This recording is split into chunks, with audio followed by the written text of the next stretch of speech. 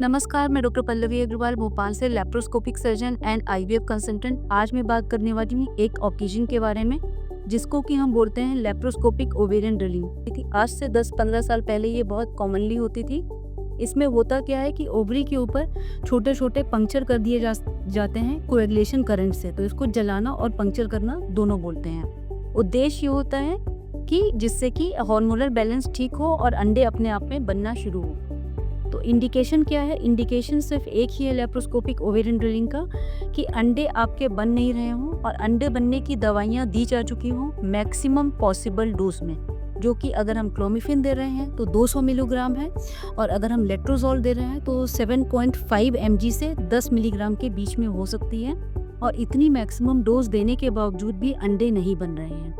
जब भी अंडे नहीं बन रहे होते हैं तो 3 ऑप्शन होता है laparoscopic ovarian drilling, injection add करना या फिर टेस्ट ट्यूब बेबी करना। इसमें से लैप्रोस्कोपिक ओवेरियन ड्रिलिंग सबसे कॉस्ट इफेक्टिव और सबसे लॉन्ग लास्टिंग ऑप्शन है। इसमें दूरबीन का ऑपरेशन किया जाता है। दूरबीन का ऑपरेशन आप सभी को पता है, मैंने अपने एक वीडियो में शेयर भी किया हुआ है। और दूरबीन के ऑपरेशन में जो अलग होता है वो ये होता है कि ओवरी को हल्का सा पकड़ के और उसके ऊपर छोटे छोटे पंक्चर किए जाते हैं इलेक्ट्रिक करंट से।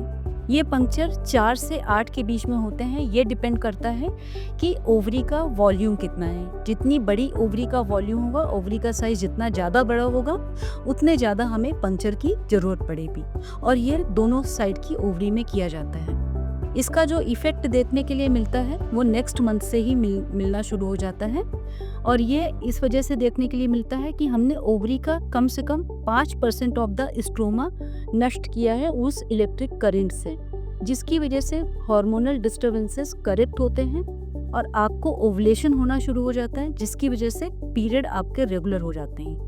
तो ये फर्स्ट साइन होता है इसकी इफेक्टिवनेस का कि पीरियड रेगुलर होने शुरू हो गए, जो कि ऑलमोस्ट 80 to 90% पेशेंट्स में दिखाई देने के लिए मिलता है। जितने भी पेशेंट्स में पीरियड रेगुलर हो गए हैं, ओवुलेशन होना शुरू हो गया है, उसमें से almost 50% patients with in 1 year conceive कर जाते हैं स्पॉन्टेनियसली या फिर थोड़ी बहुत अंडे बनने की मिनिमल डोज में गोलियां देने को। अपने आप में ये इफेक्टिव होता है 1 से 1.5 साल के बीच में। 1.5 साल के बाद ओवेरियन ड्रिलिंग का इफेक्ट खत्म हो जाता है और आप अपने नॉर्मल पुराने पीसीओएस पैटर्न में लौट जाते हैं। किन केसेस में ये ज़्यादा इफेक्टिव होती है? ऐसे केसेस जिनमें LH नाम का हार्मोन ज़्यादा है, 8.5 से ज़्यादा है, जिनमें AMH लेवल ज़्यादा है और जो थोड़े पतले हैं जिनका BMI 30 से कम है। तो अगर इसका उलट मैं बोलूँ तो जिनका LH लेवल कम है या जो बहुत मोटे हैं उनमें ओवेरियन ड्रिलिंग हो सकता है इतनी इफेक्टिव ना हुई। कब नहीं करनी है? अगर आप सिर्फ मेंस्ट्रुअल इरेगुलरिटी के लिए चाह रहे हैं कि मेंस्ट्रुअल प्रॉब्लम हमारी ठीक हो जाए, या फिर हमें चेहरे में बाल आते हैं PCOS उसकी प्रॉब्लम ठीक हो जाए, या फिर IVF के पहले पुराने समय में होती थी, आज के समय में ये इंडिकेटेड नहीं है।